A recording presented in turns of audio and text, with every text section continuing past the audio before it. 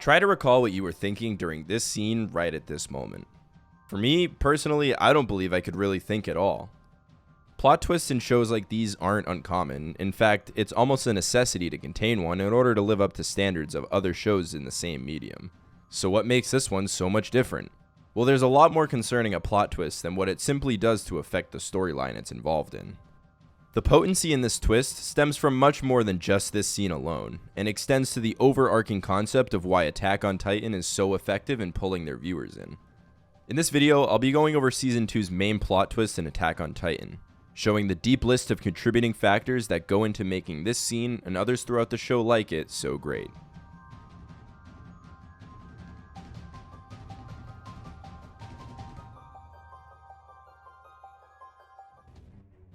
To begin, we need to look at the biggest factor in what sets the tone for Attack on Titan, the overwhelming scale of the entirety of the show. This scale is what draws the viewer in to assume a similar viewpoint to the characters involved. I don't see many other shows similar to Attack on Titan adapting this sort of strategy to pull their viewers in. Most seem to take an approach which lends itself more to simple presentation of a storyline, instead of pulling more out of the fan base by making them feel as if they're emotionally involved with the world beyond just the characters.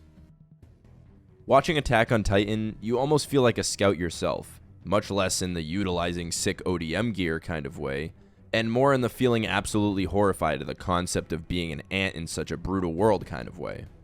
If the viewer is hooked, they adopt a point of view towards the Titans as the seemingly world-ending power that they come across as. This is our first impression of these suckers, and they don't seem too friendly. But nothing directly tells you that other than your viewpoint from the ground level looking upward towards the madness. If Attack on Titan chose to execute a sort of sweeping shot to introduce this monstrous threat, it likely wouldn't provide as much weight as the route they took solely because of this perspective shift. This is even more pronounced once the Armor Titan breaks through, as you're given a better sense of the city-leveling power from a Titan that's just a fraction of the size compared to the Colossal Titan which set everything in motion in the first place. And this trait doesn't go away as it's an effective cinematic direction that the show constantly takes advantage of to provide a sense of hopelessness for the viewer in every encounter with these Titans. Once we move outside the walls, your adaptation to the scale of the show has set in, and all you've known so far is the world within the walls. So when this thing starts crossing hills that some characters have only been just introduced to in a few simple strides, a pit in your stomach starts to form for them. As they start to navigate the forest, this concept takes full effect as you begin to feel the gravity of the situation through the raw and disastrous outcomes that are a result of mankind just not being capable enough. These threats are never taken care of without extensive casualties and destruction, emphasizing the stranglehold they have over the common man struggling to survive. So while there are victories at the end of the day, it's hard to call them so as the tragedy of losing character after character truly starts to set in.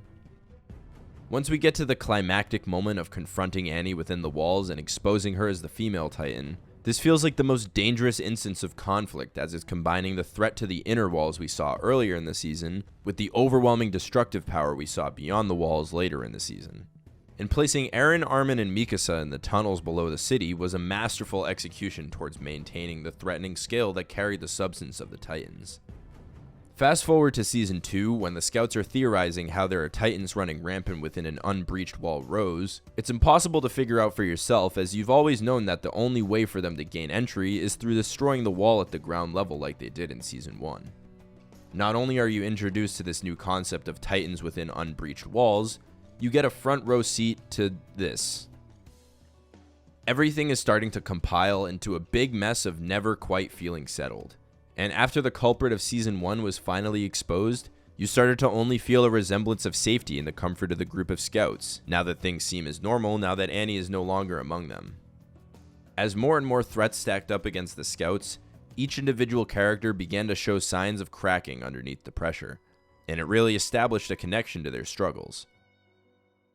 This showed more than most in the precursor event to the big plot twist, the hold on Fort Utgard. In the search for a possible breach on Wall Rose, the castle is first discovered when two small squads from the scouts come across one another.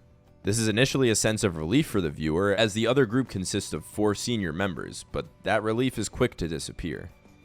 2 of the senior scouts are immediately taken out when the Beast Titan begins to hurl boulders from the top of Wall Rose down towards the fort. and the other two are eventually devoured by the horde of titans that form beneath the tower. Prior to the start of the chaos, though, there are multiple instances where the perception of survival disguises many of the interactions between the rookie scouts we've known forever. Ymir, who is likely the most skeptical character at this moment, is pointed out by Reiner as being able to understand a foreign language on some cans of food in the fort's reserves. This puts a target on Ymir's back and takes the attention off of Reiner, as his curiosity is interpreted by the viewers as attempting to get to the bottom of a possible second secret titan amongst the scouts. Reiner is quick to get away with these mixed signals again, as him and Bertholdt look out into the distance at the Beast Titan who's headed to climb Wall Rose. Both of these characters are later understood to know the identity of the Beast Titan prior, and the expression they give off is easily misinterpreted by the viewer as disbelief. But that lends even more into how effective it is in disguising the truth. None of these characters are supposed to know what lies beyond the walls. They are all seemingly fighting from the inside out. The one character that does reveal as a Titan is the mysterious Ymir mentioned earlier, though it is quickly understood by the viewer that she is on our side, and gives us an impression that any Titans hidden amongst the characters we know could still be on our side, just in a position of being stuck and finding a proper moment to reveal themselves as such, which leads us to the fateful moment of Season 2.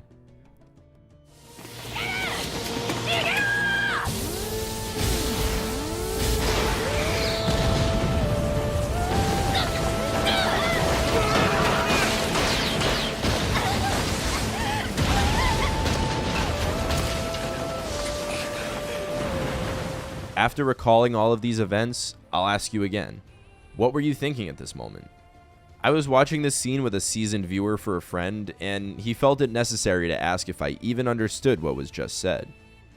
I was so engulfed in the prospect that there couldn't possibly be any sort of mischief going on within the group of scouts we fought alongside the entire time, and even after a quick refresh of what Reiner had said, I still couldn't quite understand. There has never quite been a scene I've experienced where the gravity of a situation slowly hits in the way Attack on Titan did in this instance. The execution of this reveal was done so well through its acknowledgement of just how much of a bombshell it is for the viewer. Throwing such dialogue at us in what is likely the most peaceful lull we've experienced since the beginning of the season, a double or even triple take is necessary. The magnitude of this reveal goes far beyond what it means in terms of our relationship with Reiner and Bertholdt. These Titans are what set the entirety of the show into motion, and gives us a whole new perspective on the threats beyond the wall and what they are. With all of the foundation in place involving the scale of the entire show, the progression of this scene is making the viewers process so many different plot points at once, making it an overwhelming experience where you feel like you can never quite catch your footing concerning any of the shocking developments. As Reiner and Bertholdt continue to transform, you can only sit and watch as those who you thought were struggling alongside you were conspiring as antagonists the entire time. Eren in this moment represents all of us, and exhibits the most genuine reaction to a betrayal of this level. These were some people's favorite characters to root for, and to be forced to treat them as villains is a revelation none of us thought we'd have to process. Though scenarios like these only make us root for our protagonists more and more. And watchers of the entirety of the show know that this is only how the writers pull us into their storytelling trap. It's honestly a joy to be part of such an emotional puppeteering.